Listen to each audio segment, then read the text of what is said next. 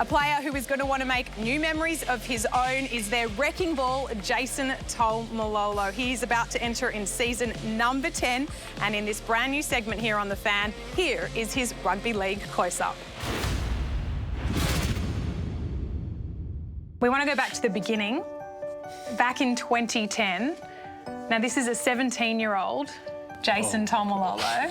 Who was this young man? Feels like a lifetime away. Yeah, young kid, big dreams, and hopeful of one day playing first grade, and that eventually happened. And I was lucky enough to be still in school for my own school to put that out.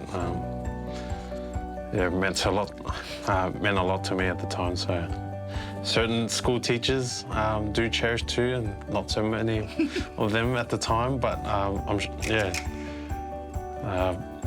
one of the days I remember for the rest of my life. That was 2010, and you played one game. We're going to go back a little bit further now.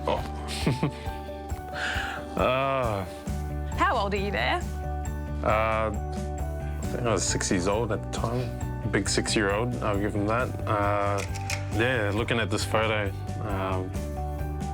well, I was going to say he's a chubby kid, still chubby am now.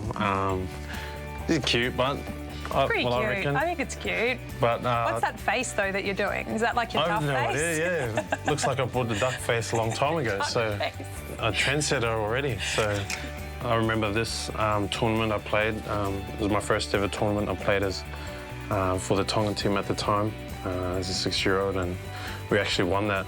And yeah, it brings back a lot of childhood memories. A lot of these kids I went to school with, and yeah, I was lucky enough to play, I think, just with one of them, still playing now, Siliva Havili. So we're the only two from that year that have been lucky enough to play first grade.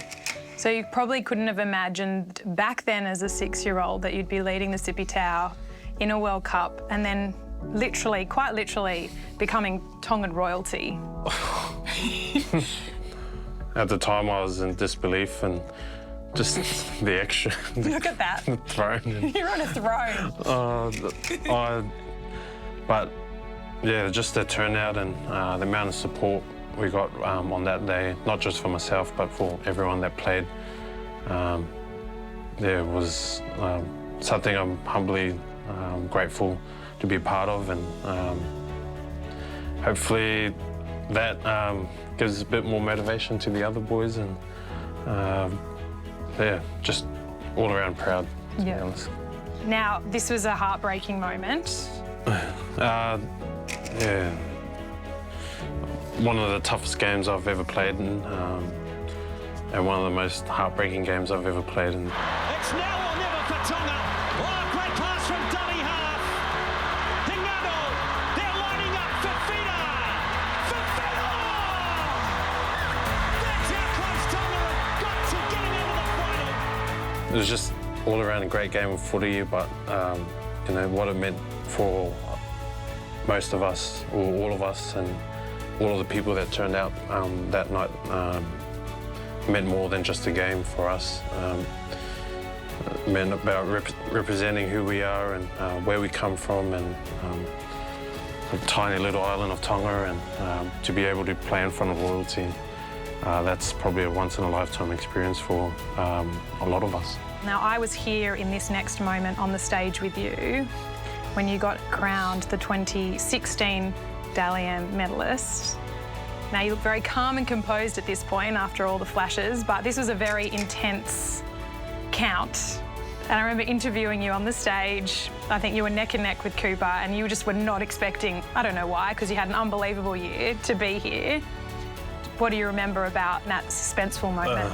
I've never felt my heart pulse so much, to be honest. I didn't even think I'd be that high up the tally count also. So to be standing up there and before waiting for the last round to be announced, yeah, I couldn't even look anyone in the eye. I just looked down and you know, started gripping the trophy a bit harder, and hoping that I was secretly hoping that I didn't win it, so I didn't have to be up in the spotlight. Don't get me wrong, I was stoked and so happy, but at the same time I was so nervous. I started sweating, and I looked at Cooper when we both got our medals, and I was just looking at him. I was like, holy, never thought I'd ever win something like this. Obviously, you could tell that night I was a bit starstruck and a bit shocked at the time that I won the award, but yeah, definitely one of my proudest moments. Well, you talk about sharing medals with legends. What's it like looking at pictures of the fact that you got to share the field with that guy? Yeah, I guess he's JT. A lot of people call me JT these days, but I would never accept that. Out of due respect, that there's only one JT that's ever played for the Cowboys, and I looked up to him a lot as a teenager, and to be able to share the field alongside someone like that, I'm lost for words. Like, looking at that now, and how much of an influence he was to his people, and the game of rugby league is, he definitely set the bar high. So for me to be able to try and aim for something so high, definitely gives me motivation to be playing my best and try to be the best person and player I can be. Well, together you achieved something that the people of North Queensland will never forget you for. Morgo gets to hold it with you. Do you remember that moment, bringing it through the airport? Yeah, we did. I remember walking out and, just the roar from everyone, and all the cheering and fans that were so happy that day.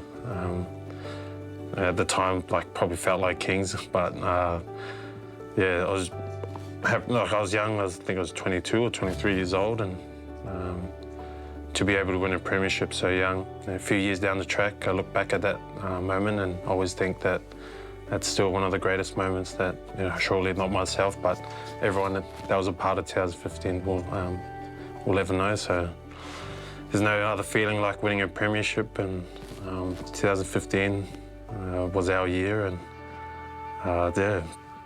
just getting to touch the trophy itself gave me goosebumps, so I was happy with that. The journey continues. Can you believe that's a decade in rugby league and how much you've achieved? How many memories that you've created already? You've actually brought back a lot of memories. Thank you so much for joining us on The Fan for your NRL close-up. Thank you for having me and taking me through memory lane.